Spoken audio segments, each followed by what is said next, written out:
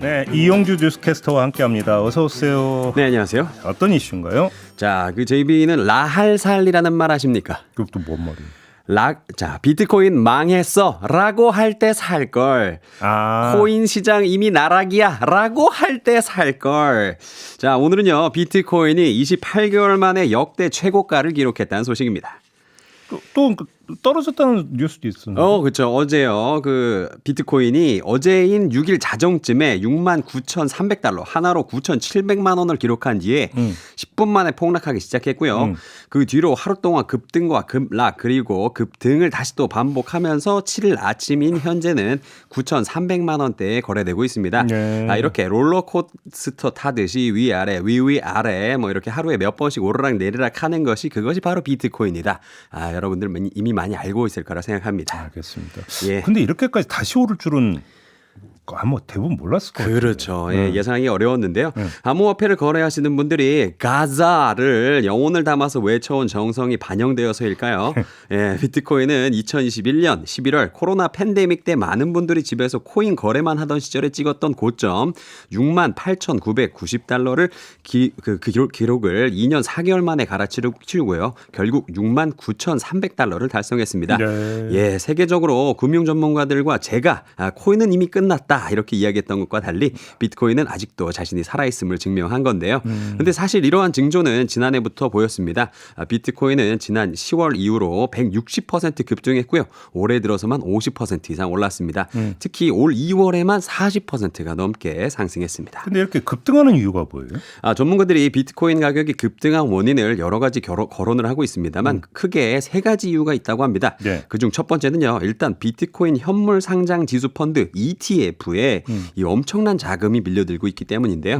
월스트리트 저널은 비트코인 현물 ETF가 지난 1월 11일 출시된 이후 기록적인 수준으로 자금이 유입되고 있다고 보도했습니다. 네. 자, 현재까지 시중에 출시된 비트코인 현물 ETF 11개의 총 자산은 거의 500억 달러, 하나로 66조 7천억 원에 달하고요.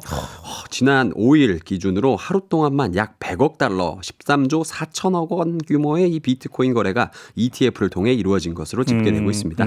자, 이게 어느 정도냐면요. 미국에 상장된 3,000개 이상의 ETF 중에 자산 규모가 100억 달러인 것은 약 4%에 불과하다 그래요. 네. 그러니까 이 비트코인 ETF는 출시된 지 2달도 안 됐는데 ETF 자산 규모 최고 수준에 이른 거죠. 또 다른 이유가 있나요? 예, 두 번째 원인은요. 4년마다 돌아오는 비트코인 반감기라는 게 있는데요.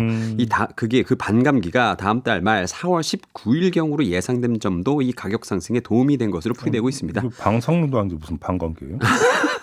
네, 이 뭐냐면요. 비트코인이 컴퓨터 그래픽 카드를 이용해서 채굴을 해야 되는 건 이제 여러분들 다 아시리라고 생각하는데 이렇게 채굴을 할 때 반감기라는 게 있는데 이게 비트코인 21만 블록이 채굴될 때마다 시기로 따지면 그러니까 약 4년마다 비트코인 하루 채굴량이 900개에서 450개로 이렇게 줄어들게 됩니다. 근데 왜 이렇게 오는 건데 반관계가? 비트코인을 개발한 익명의 개발자 사토시 나카모토가 희소성과 인플레이션을 통제하기 위해서 애당초로 그렇게 설계를 해놨다 그래요. 자, 아무튼 그래서 곧 비트코인 공급량이 줄어들 것이 예상되는 와중에 아까 말씀드린 ETF를 통해서 수요는 막대하고 늘어나고 있기 때문에 비트코인 가치가 크게 오르고 있다 보시면 될 것 같습니다. 또 있습니까? 다른 이유가? 예, 마지막 이유입니다. 마지막 이유는 미국 정부인데요. 미국 정부의 막대한 부채의 충격에 대비한 헤지 펀드가 늘고 있다는 겁니다. 자, 헤지 거래요. 허치의 거래라는 것은 보유 자산의 손실 위험을 피하기 위해서 돈을 좀 다른 데다가 투자를 하는 거거든요. 네. 자, 미국은행 뱅크 오브 아메리카가 분석한 바에 따르면 미국이 지난 4년간 해외 분쟁에 투입한 군사 지원 비용이 미국 국내 총생산 GDP의 9%에 달하는 것으로 나타났다고 합니다. 네. 그런데 이게 다 국가가 빚내서 쓰는 군사 비용이잖아요. 그래서 미국 정부의 부채 잔액이 100일마다 무려 1조 달러, 하나로 약 1,300조씩 늘고 있다 그래요. 와, 이 진짜 천조국 아닙니까? 네. 자, 때문에 미국 정부가 부채 충격에 직면할 가능성이 커졌다는 위기감이 시장에 조성되고 있고요. 그에 따른 손실을 피하기 위해서 투자자들이 비트코인을 사들이고 있다는 분석입니다. 그리고 또 동시에 지금 금값도 오르고 있죠. 앞으로는 어떻게 될 거예요? 자, 이게 너무 궁금한데요. 금융 전문가들의 의견은 크게 두 가지로 나뉘고 있었습니다. 네. 비트코인의 호의적인 전문가들은 비트코인이 꿈의 금액, 한 개당 1억 원을 곧 달성하고요. 연말에는 막 10만 달러, 막 20만 달러, 막 하나로 1억 3천에서 막 2억 6천까지 오를 수 있다라고 주장을 하면서 네. 가자 열심히 외치고 있었고요. 또 비트코인의 회의적인 전문가들은요. 과거를 보라면서 목소리를 높이고 있었는데요. 자, 비트코인이 2년 4개월 만에 전 고점을 돌파했다는 뜻은 지난 2년 4개월 동안 누군가는 지옥을 겪었다는 이야기다. 암호화폐 시장은 변동성이 너무 크기 때문에 또 같은 일이 벌어지지 않으리라는 법이 없다라고 그렇죠. 했습니다. 예. 저도 코인에 많은 돈을 투자했는데 지금 코인이 그래요? 하나도 없어요. 그래요? 예, 여러분들 투자하실 때 부디 신중에 신중을 기하시길 바랍니다. 이걸 알면 재벌이 되고도 남죠. 그렇죠. 그렇죠. 네, 근데 맞아요. 보통 이럴 때 이제 그래 한번 해볼까 하면 대부분이 경험칙으로는 뭐다 끝물이다. 그렇죠. 그렇죠. 이게 이제 그 경험이 알려주는 거 네, 아니겠습니까? 내가 이미 그 소식을 알았을 때 늦었다. 그렇죠. 예. 네. 그래서 원화채굴 열심히 가자. 예.